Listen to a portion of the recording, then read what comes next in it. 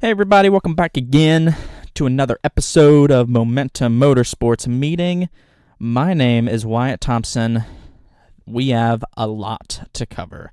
We've got the Arca Menard Series Race at DuQuoin Speedway, the Arca West Series Race at Portland, the Xfinity Series Race also at Portland, the playoffs, the playoffs opener for the Truck and Cup Series begins at Darlington, and then the last IndyCar race of the year at Nashville. We'll also be covering that, along with the F1 Dutch Grand Prix. So a lot of racing to cover. So without further ado, let's go ahead and get started. This is Momentum Motorsports Meeting.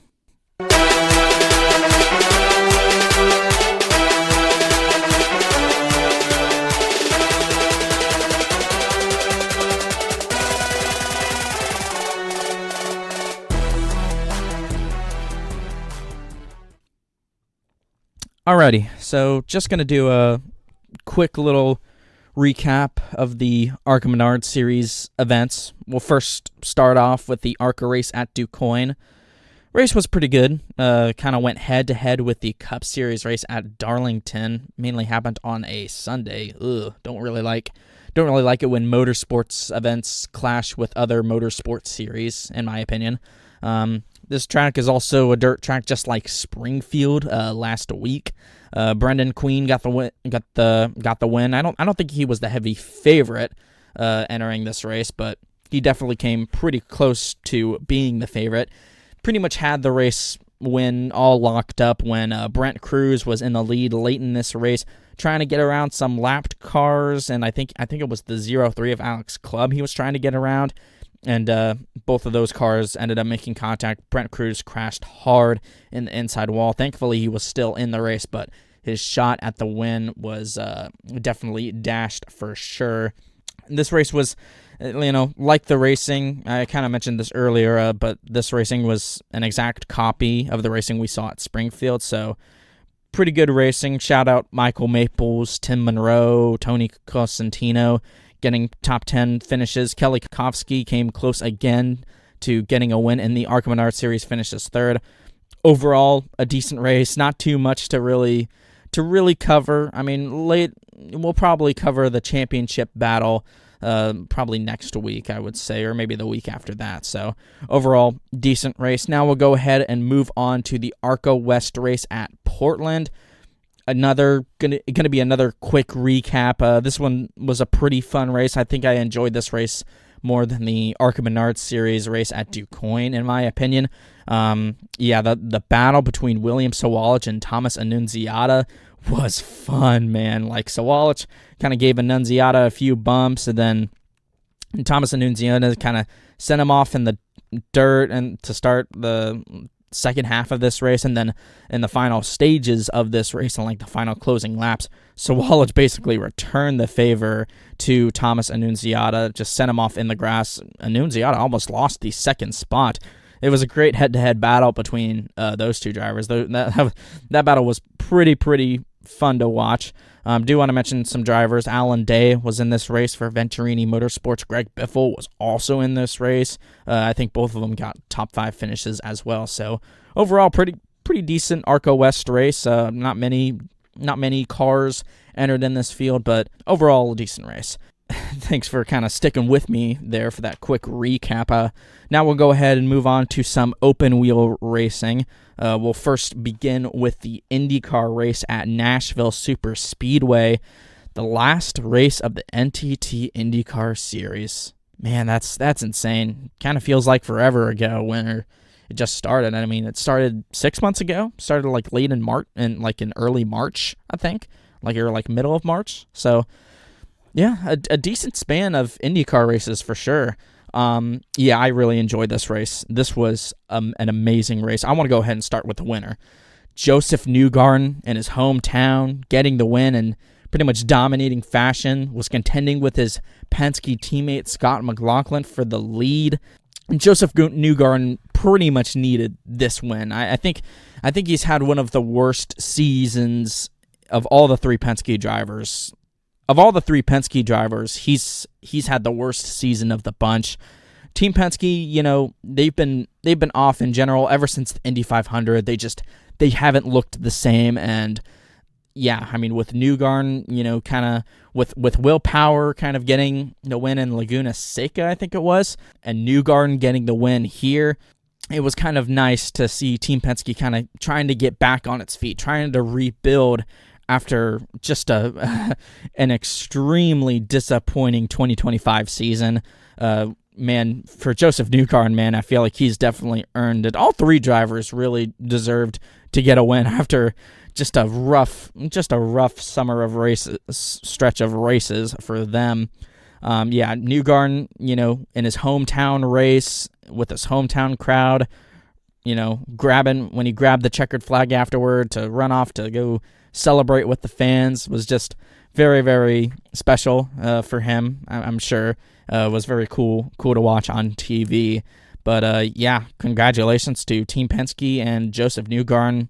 Super happy for that group. I really do feel like Team Penske is going to build off of this, and I think they'll be stronger for 2026.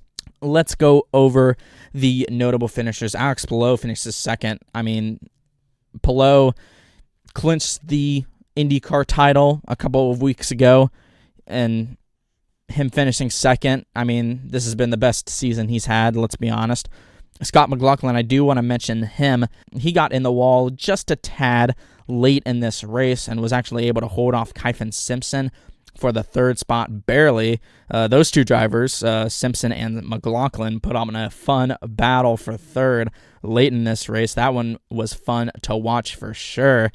Shout out to Kyphon Simpson getting a top 5. Great result for him. Connor Daly with the top 5. Started 24th.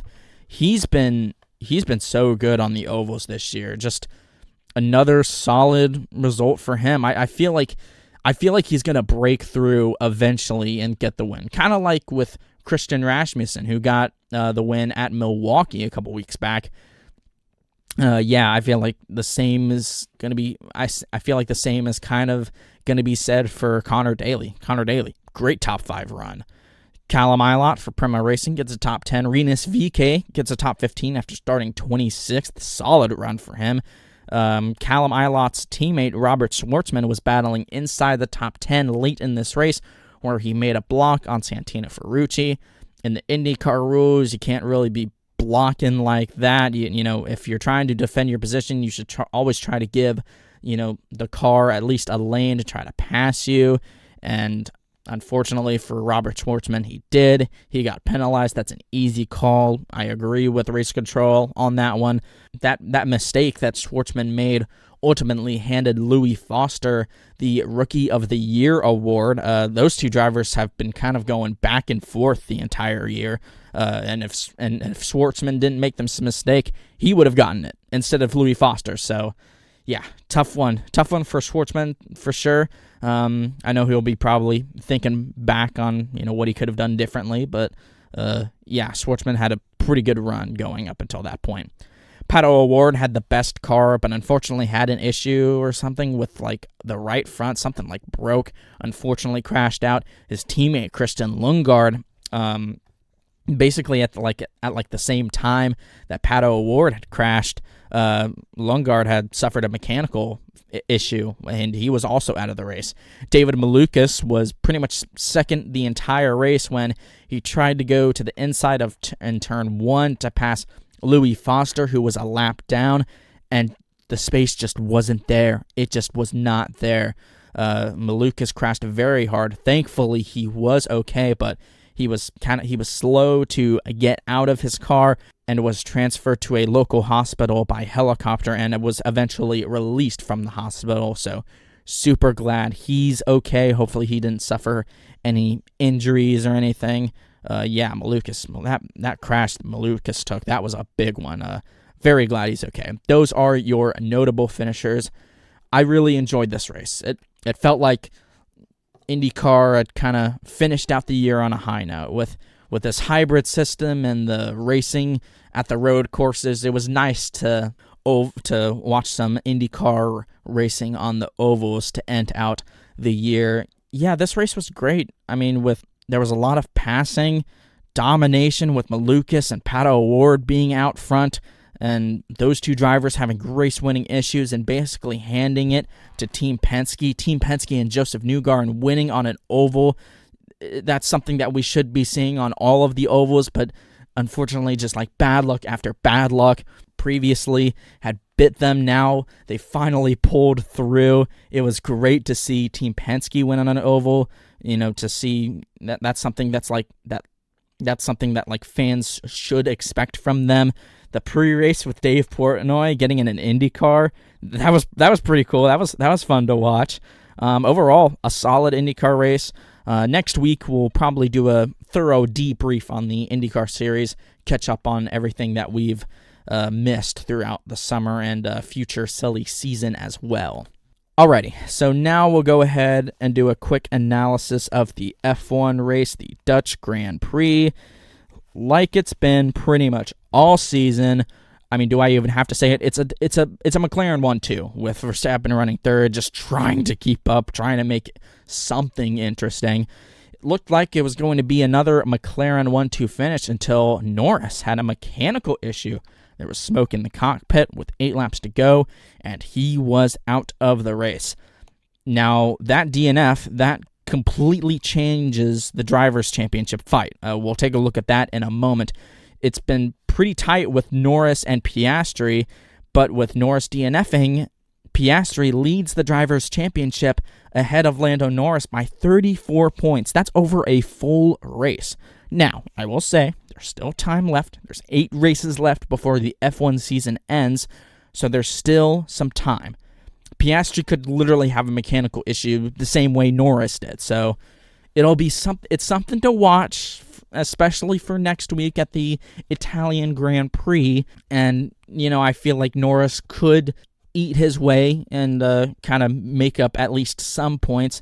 I think a lot of fans are thinking that Piastri's locked it up for sure, but there's still 8 races left out of like 24 in total. Like, there's still a third of the season to go, so I wouldn't say that it's over just yet. So just something to watch for the next few weeks.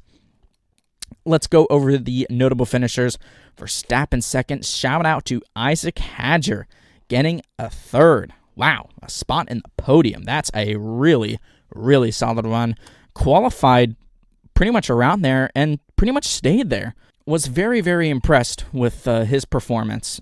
Shout out to Isaac Hadjar. He's been outrunning Tsunoda for a good portion of the season, so I think everyone is kind of putting the pieces together, including me.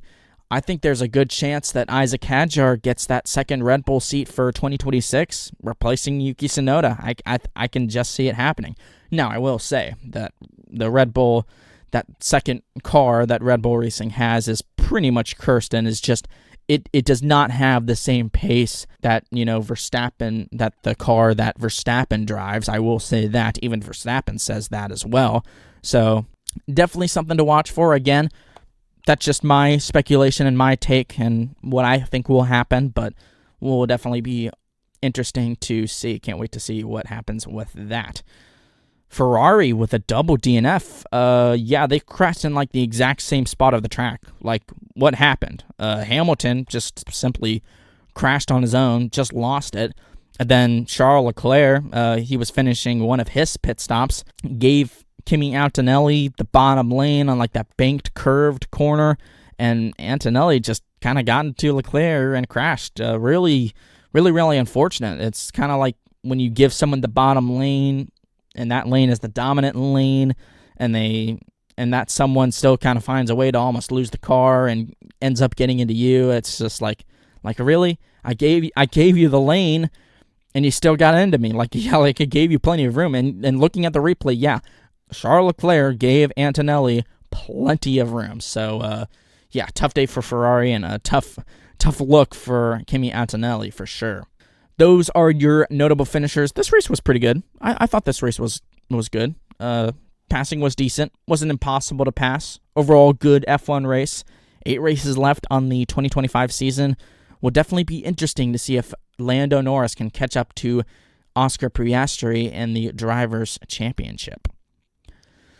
Alrighty, so that's all of the open wheel racing for this episode. Now we'll go ahead and move on to some NASCAR racing. Kind of talked about the Arca Menard Series, which is basically owned by NASCAR, but definitely want to talk about the Xfinity Truck and Cup race.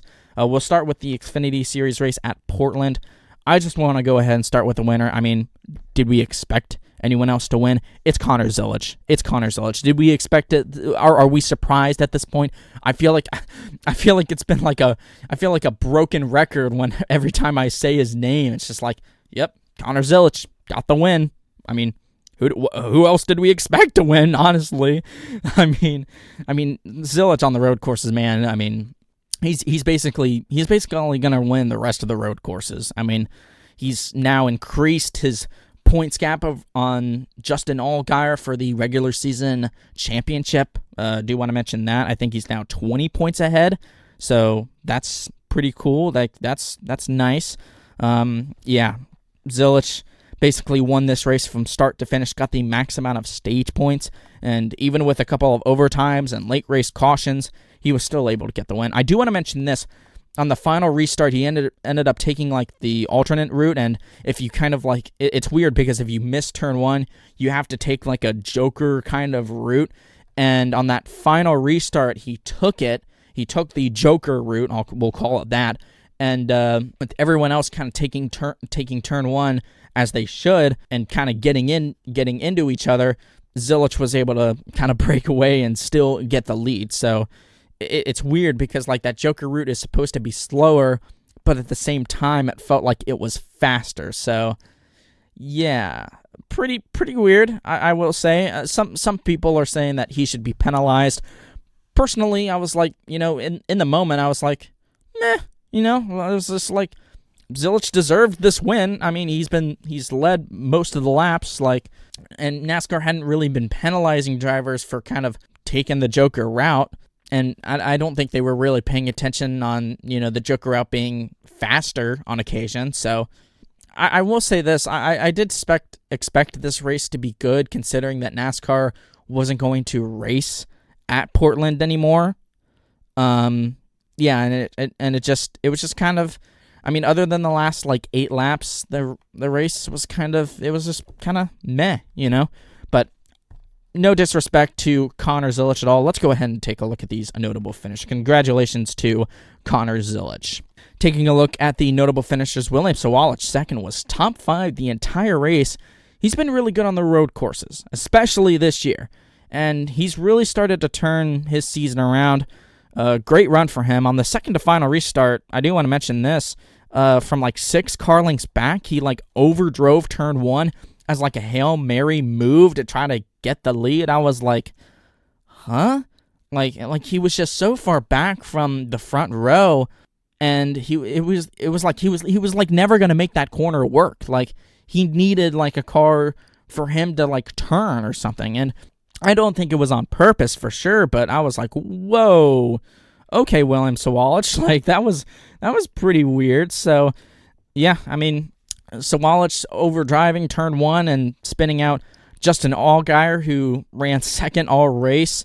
Yeah, I mean that was pretty weird. That was just completely inexcusable. I have a hard time. I'm having a hard time defending that move, but ultimately got second. He got the result that he wanted, or not really wanted. Ultimately got the finish that he deserved, considering that Zilisch was leading the entire race. So yeah, that's pretty wild. I do want to shout out Carson Kvapil, Jack Perkins, and Brandon Jones. Those 3 were battling inside the top 10 for most of this race. And yeah, that battle was fun. I mean, even though Zilisch was dominating by 10 seconds plus, those 3 drivers, they were battling very, very hard, and it was a fun battle to watch for sure. Definitely want to mention those 3 drivers. Brandon Jones got 18th, Carson Kvapil got 6th, and Jack Perkins, who was a top 5 threat, unfortunately DNF'd from this race. Shout out to Jordan Anderson Racing, getting all 3 of their cars in the top 10. Wow, great run for that organization. Harrison Burton, the last driver in the playoffs when looking at the playoff bubble, we'll take a look at that in a moment, was kind of outside the top 25 for most of this race, and ultimately recovers to finish 12th with all of the late race cautions and the restarts and the craziness.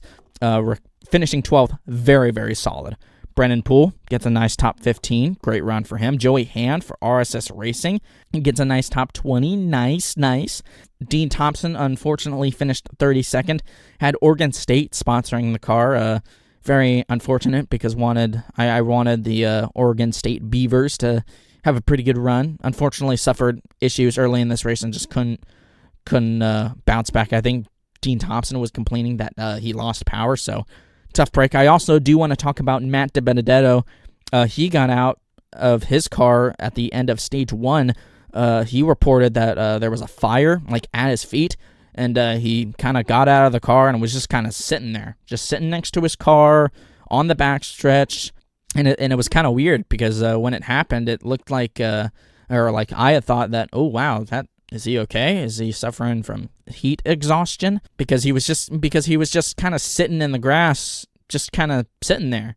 And but I mean later when he was released from the infield care center, he said it was a fire at his feet. So just wanted to mention him because that looked pretty scary. Glad he's all right. Those are your notable finishers. Let's go ahead and take a look at the playoff picture with one race left until the Xfinity Series playoffs begin. Carson Kvapil is pretty much locked into the playoffs on points. No matter what happens next week, he's all good. He's in. Sheldon Creed is plus 65 points above the bubble, and Taylor Gray is plus 60 points above the cut line. If we get a new winner, even if we get a new winner, I think they are fine. If we don't, what they pretty much have to do is just start this race, and then they're pretty much locked in. But even if we get a new winner, I think they're good. Harrison Burton is the last driver in, only 31 points out. So he lost a few points after Portland, but I still think he'll be okay for next week. He just doesn't need a new winner, and he's locked into the playoffs. Jeb Burton is the first driver out, 31 points out. Ryan Sieg is minus 68. Anyone below the cut line pretty much needs to win, even Jeb Burton. I just don't think that with the equipment that he's in, he can make up 31 points on Harrison Burton. And Harrison Burton has actually been outpointing Jeb Burton for most weeks more often than not. So, Jeb Burton pretty much needs to win. So, one race left until the Xfinity Series playoffs begin, and that's going to be at Worldwide Technology Speedway. Should be interesting to see what happens there next week. But that is the playoff picture for next week. This Xfinity race at Portland, it was okay. I'll be honest, knowing that NASCAR isn't going to be racing at this track anymore, I was expecting this race to be a solid race and end out on a high note, and it was just meh. Aside from the final 8 laps, no disrespect to Connor Zilic dominating and winning this race as he should and as he deserved, the race was just mid. I mean, stuff did happen, especially in turn 11, 12, especially in turn 10, 11, and 12. I mean, that area was just pretty much a disaster zone for anyone. It's like if you miss it for a second, or if you blink, you're going off track and you're losing spots. So, other than drivers going off track occasionally, the race was okay, and the finish was pretty decent, especially within the final 8 laps. So, that's the Xfinity Series race at Portland. Now we're going to go ahead and go on to the Truck Series race at Darlington. This is the first round of the playoffs starting for them for the Truck Series. Oh, yeah, where do we even begin? Let's go ahead and start with Corey Heim. He led most of the laps. He wins the race. He locks himself into the round of 8. I think everyone pretty much had him moving on anyway, even if he didn't win. But, for this race, he was one of the best. That's his 8th win of the season. He moves on. As far as this race went, I think the best way to describe this opening race to the Truck Series playoffs is forgettable. I think that's the best word to describe it. I still thought it was good, but it felt like it was very quick. Kind of went through like a blur. We'll talk about kind of the racing in a little bit, but do want to congratulate Corey Heim for getting the win. Let's go over these notable finishers. Other playoff drivers like Hemrick, Grant Enfinger get top 5 finishes. Good runs for them. They were in the top 5 the entire portion of this race. Ty Majeski, great drive to finish 4th. At one point, I saw he was outside of the top 15 with his playoff, like right next to his playoff teammate, Jake Garcia. I don't know how he got up to finish fourth. Wow, yeah, great run for him. Shout out to Trevor Bain for Tricon Garage getting a top 5. Tyler Ankrum, he's another playoff driver. Ran around 7th, finished 7th. Decent stuff for him. Shout out to Timmy Hill in the 56 for his own race team, getting a nice top 10 finish. Genuinely ran inside the top 10 on pace. And I was like, whoa, Timmy Hill, the Intimidator. Wow, look at that. Getting an 8th place finish. Awesome run for him. Great run for Corey Day as well in the 7 HendrickCars.com truck. Jake Garcia, another playoff driver, getting a nice top 10 run. Raja Caruth, just outside the top 10, finishes 12th. Besides Caruth, Garcia, Majeski, Ankrum, Hemrick, Enfinger, and Heim, all those drivers that I mentioned pretty much had no issues. The other drivers, however, did. First off, Chandler Smith came into this race plus 16 points above the cut line, third in the playoff standings, when in stage 1, blew a tire, hit the wall hard, ended his day almost immediately. Yeah, wow, that the points lead that he had completely gone. We'll talk about the playoff cut line in a bit. His teammate, Lane Riggs, almost had pretty much similar fate. Thankfully, Lane Riggs did get a caution at the same time. He blew out a right front tire the same way Chandler Smith did, and I say thankfully for Lane Riggs because this had happened late in this race where Lane Riggs had tied with Corey Heim for the most stage points earned, and this was about with like 10 laps to go. So again, this happened late in this race. He was able to come back and finish 15th, so wasn't as bad as his teammate Chandler Smith, but it was still pretty shocking. I was like, oh my goodness. Like, it was kind of funny because I had when Chandler Smith blew out his right front tire, I was like, ooh, is the same thing going to happen to his teammate Lane Riggs? And yeah, sure enough, it pretty much did. So yeah, that's a tough break for both of the front row motorsport drivers. Caden Honeycutt, same issue as Chandler Smith, pretty much. Blew a right front tire, but thankfully was able to get back to pit road and drive up to the top 15 until he got involved in a small incident on the front stretch late in this race. He was actually the cause of the caution, and he was the caution that pretty much Lane Riggs needed. So big break for Lane Riggs for sure. I do want to mention Frankie Muniz. He wasn't able to race due to a home accident. He posted on his X account that it'll take about 6 to 8 weeks for him to recover. Mason Maggio was able to fill in for him this past weekend to finish 26th, but just want to wish a speedy recovery for Frankie Muniz. I know the playoffs is something that I'm going to be talking about for the next few months, but I just wanted to mention Frankie Muniz. Been a tough year all around for him, and adding insult to injury, literally, yeah, just a really rough year for him. But those are your notable finishers. Let's take a look at the cut line with 2 races left in the round of 10 for the Craftsman Truck Series. Oh my gosh, look at this. Chandler Smith was plus 16 heading into this race. He is now -2, the first driver out. Wow, that is insane. Just how one fatal mistake, one day ender can just change your season just like that, especially when you're in the playoffs. Wow, yeah, that's insane. 2 points out from Jake Garcia, who was the last driver in. I wouldn't be too worried for Chandler Smith. Front Row Motorsports has been the best team overall this year. Lane Riggs has shown a ton of speed along with Chandler Smith, so I'm pretty confident. I'm not too worried that Chandler Smith will be able to rebound from this incident and get back up to the playoff cut line. Honeycutt with the right front tire early in this race came into this race -2 and is now the last guy out -7. Again, I think he'll be able to recover from that fairly nicely. Yeah, it's just not the way you want to start off the opening round of the playoffs for sure. But yeah, those are the 2 drivers that are currently out. Jake Garcia is currently the last driver in. Raja Caruth came into this race +2 and is now +4. So decent gains, but I mean, you need better runs like that, especially with Chandler Smith and Caden Honeycutt outrunning you most weeks than not. You need better results, or you're going to get eliminated. Moving on to drivers that are currently above, that are at the top of the board, kind of moving on from that. Lane Riggs is +36.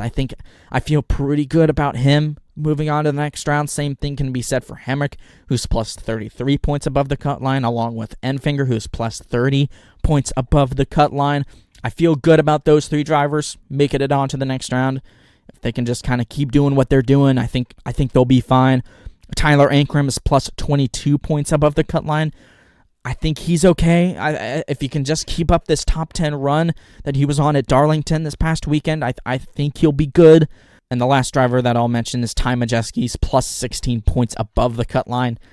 I think he needs stage points. I think he's all right. But yeah, stage points. He needs stage points. I think that's the one thing that he needs that he is struggling to get. I think the finishes, I think he can claw out to get finishes, but I think he needs the stage points because, I mean, kind of like Chandler Smith, one bad race and you're instantly below the cut line. I mean, that's why Chandler Smith is -2 points out, because he wasn't able to collect stage points in stage 1 or 2 and had an issue early in this race and ultimately DNF'd from it. So yeah, I am a tad bit worried for Ty Majeski, but if he doesn't have any issues in stage 1 or stage 2, I think he's okay. So yeah, that's the playoff cut line with 2 races left. Just a quick recap. Jake Garcia is the last driver in, +2 points. Chandler Smith is -2. Caden Honeycutt is the last guy out, -7. So those 2 drivers, Smith and Honeycutt, are basically the ones out. There's still time. There's still 2 more races left in the round of 10.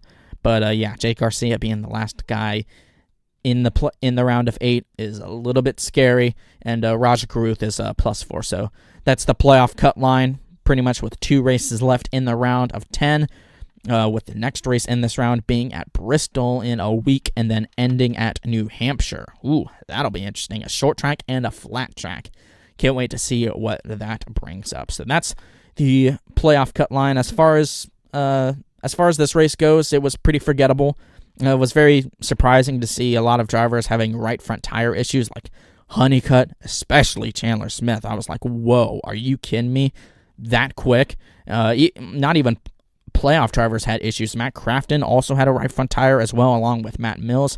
So drivers had tire issues early in this race, but then it kind of dialed down a little bit, but was very, very surprising. Like all 4 of those drivers blowing out right front tires all at once, pretty much. And yeah, that was a pretty big whoa moment, and especially for Lane Riggs blowing a right front tire as well near the end of this race, where he and Corey Heimer basically 1-2 the entire race. So decent race to start out the playoffs for the Truck Series, but you can't wait to see what the next 2 races hold up. Now we're going to go ahead and move on to the Cup Series race at Darlington. Where do we even begin? This race was long. 3.5 hours worth? Woo! I don't even know if I could do that one again. A 500-mile race lasting 3.5 hours. It was long. I will say that. When we reached the halfway point of this race, I was like, oh my, there's still like another 2 hours left. I was like, how are we going to do it? But as far as the race being long, I want to go ahead and start with the winner.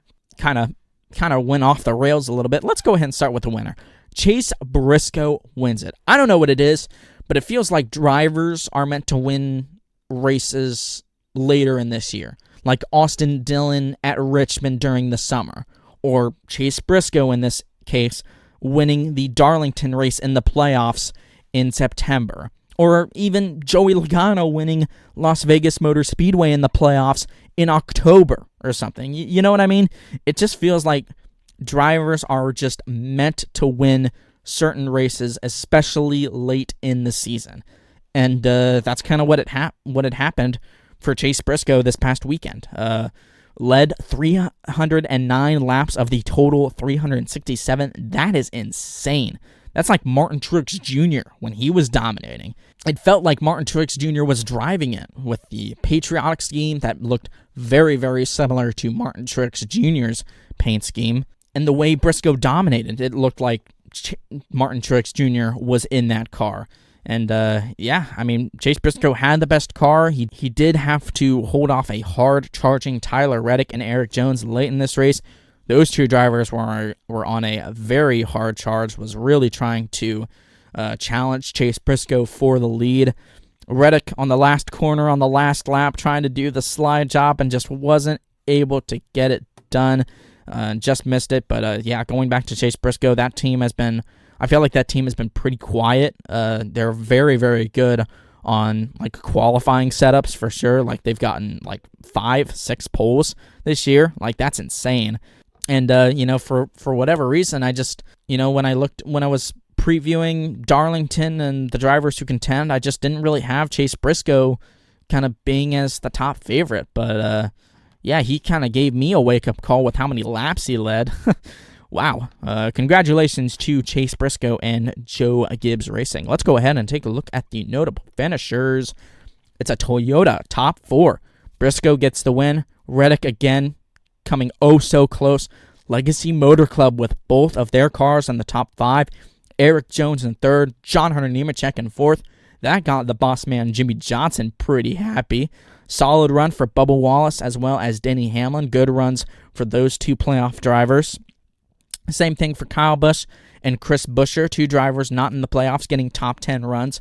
Austin Cindric was the best Penske car, consistently just in the top 10. Falls down a little bit to 12th, but overall a good, solid run. We'll talk about Team Penske in a little bit. Chase Elliott was like 17th all race. What happened to him? Ooh, that was a strange one. Ryan Blaney was very fast. Definitely not race-winning fast, but was definitely one of the best Penske cars other than Austin Cindric. I mean, he would be outrunning Austin Cindric, but Cindric overall was the best Penske car. Blaney just had a lot of bad luck for much of this race. Got spun in stage 3, recovered to drive back up to the top 15, and then went down pit road, I think on one of his final green flag pit stops. And when he made his pit stop, a yellow was thrown for Derek Kraus with a blown engine. And when that happened, Blaney was already a lap down, so tough break for Ryan Blaney. Not sure where William Byron was. I don't think I saw him the entire race. Like, where even was he? Was he... Okay, he might have been in like the top 10 for like a brief moment, but I feel like he was outside the top 15 for much of this race, like Chase Elliott. And Joey Logano, another driver that I just didn't see. Where was Joey Logano in the 22?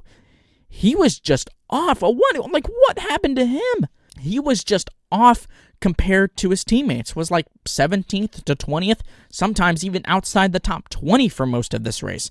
Just very, very odd. I was very surprised with how far off he was compared to his teammates. Christopher Bell finishes 30th. He had a top 10 run going, but unfortunately he collided with Carson Hocevar on pit road under yellow. Pretty much ended any good race that he was going to have. Alex Bowman, I do want to talk about him. He had a rough start, qualified like 29th, and then on pit road early in this race, and oh my gosh, this is hard to watch, and this is hard to talk about. Probably had the slowest pit stop in NASCAR history. A 40-second pit stop. It was something with like the pit guns not having an air hose plugged in to kind of like change the tires, and it just wasn't working, and it was just like a hard 40 seconds to watch. I was like, wait, what's happening? And the air hose just wasn't working with the pit gun. It just like wasn't plugged in, and then one of the pit crew members saying that, oh no, it was good, but by that time it was just too little, too late, and then it was like the backup air hose just like wasn't plugged in. Wow, I mean, very, very like tons of miscommunication, and just very, very shocking to see that out of Hendrick Motorsports of all teams to have that. Normally, when we think of Hendrick Motorsports, they're usually bad fast. Like the backup air hose would already be plugged in. Nope, not for Alex Bowman in this case.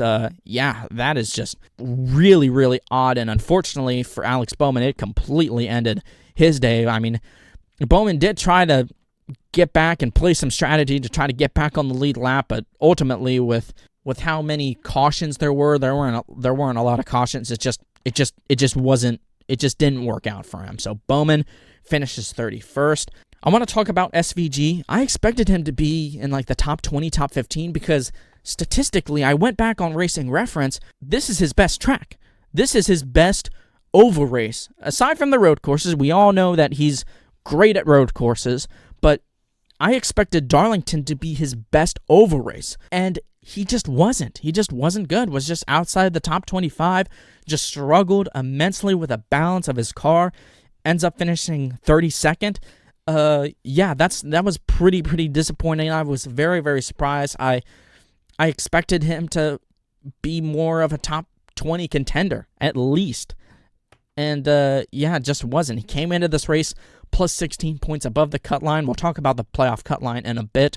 But, yeah, Shane Van Gisbergen already close to being knocked down in round 1. And I think a lot of people had him going to the round of 8, the Charlotte Roval being a road course and being the elimination race of the round of 12. Many people had him as the favorite, and I still think many people will have him as the favorite. But yeah, just the performance on the ovals just had me kind of thinking. That was like, okay, is SVG going to make the first round? Is he not? I was writing a lot on him at Darlington, and unfortunately, SVG just wasn't able to perform and get the results that he needed. Last playoff driver is Josh Berry. Qualified 4th. I was like, oh, wow, this could be a great day. This could be like a top 5, top 10 run. I had texted it to one of my friends about it. I was like, incoming Josh Berry win? Nope. Lap 1, that didn't even happen. He crashed out in turn 2, just lost it, got on one of the bumps, and just ultimately lost his car. I mean, wow, that is so unfortunate. It has been such a downslide for Josh Berry. Ever since he won Las Vegas earlier in the year, it's just been down, and just nowhere to go but down. I mean, I do feel like this team has the potential. It's got the potential. It's basically a 4th Penske car. So a lot of people, should expect good things from Josh Berry in that 21 team. But oh, man, that's a tough one. I was like, already? I mean, that feels like it's been this. I feel like that wreck was just like, that's Josh Berry's season for you. Other than, I mean, after winning Las Vegas, that's just been Josh Berry just crashing out, whether it's his fault or not his fault. Just unfortunate. But those are your notable finishers. Let's take a look at the playoff cut line. With 2 races left in the round of 16, those 2 races being at Worldwide Technology Raceway next week, and Bristol being the elimination race of the round of 16. Let's take a look at the playoff cut line. Briscoe winning this Darlington race. He's already locked in. Doesn't need to worry really anything other than just getting more playoff points. Denny Hamlin is plus 43 points above the cut line. I think he's good. I think he's okay. I think he'll be pretty much locked in unless something major happens. Same thing can kind of be said for Kyle Larson, plus 38, along with Tyler Reddick, who's plus 35. Bubba Wallace with that much solid run. I actually had him eliminated in the first round. He's making me look foolish. He's plus 25 points above the cut line. William Byron as well, plus 25 points above the cut line. Blaney plus 22, Ross Chastain plus 21. I feel like those drivers will be okay unless there's something catastrophic early in stage 1.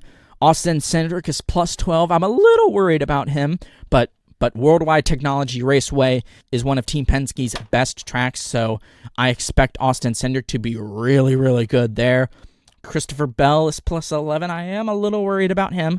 He's not the best. As far as all of the playoff drivers can go, I don't think he's one of the best. I think he's a top 5 and top 10 driver at Worldwide Technology Raceway, but I definitely don't see him contending for the win. Actually, no, I take that back. He's going to contend for the win. Chase Elliott, with that 17th place run he had at Darlington, is only +9. That is a little bit worrying. And Hendrick Motorsports, statistically at Worldwide Technology Raceway, is not good here. It's not good. They are not good at this track. So I am a little bit worried for him. Shane Van Gisbergen is only +3. I mentioned he was +16 heading into this race at Darlington, is now +3 leaving Darlington. Very much worried, because this is going to be the first time SVG has ever raced at Worldwide Technology Speedway. Joey Logano, with that 20th sub-place run, is only -3 points out. I am confident that he'll be able to get back up above the cut line at Worldwide Technology Raceway next week. As far as Bristol goes, I don't know. I feel like it's going to be kind of an up and down day. I think it all depends on how he does on qualifying at Bristol, honestly. Austin Dillon is -8 points out, the second driver out. I didn't think he'd be this far down, but still, it's very, very early. And Alex Bowman and Josh Berry, they're both 19 points below the cut line. I think Berry has a great chance at making up some of those points and getting it close, leaving Worldwide Technology Raceway, but I don't think he's going to be able to win. I think for Berry, he has to win this race next weekend. And same thing can kind of be said for Bowman, because Hendrick Motorsports is just statistically not good at this racetrack for next weekend. So that's the cutoff line for you. Logano, -3. First driver out. Dillon, -8. Bowman, Berry, -19. And SVG is the last driver in, +3. Every position is worth a point. So something to keep in mind for sure for next weekend. And that's the playoff cut line with 2 races left.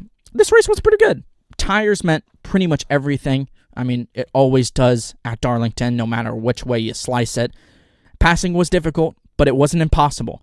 A lot of whoa moments, with Bowman having a terrible pit stop, Josh Berry crashing out early on lap 1. The battle for the lead late in this race between Chase Briscoe, Reddick, and Eric Jones was very fun to watch. Dirty air played a factor in this race, but I still thought this race was good. Again, passing wasn't impossible. It was difficult, but definitely not impossible. But I thought this race was good, despite it being 3.5 hours. Oh my gosh, on a night race too. That was a fun race to watch. And that should do it. Covered a lot in this episode. Covered quite a lot.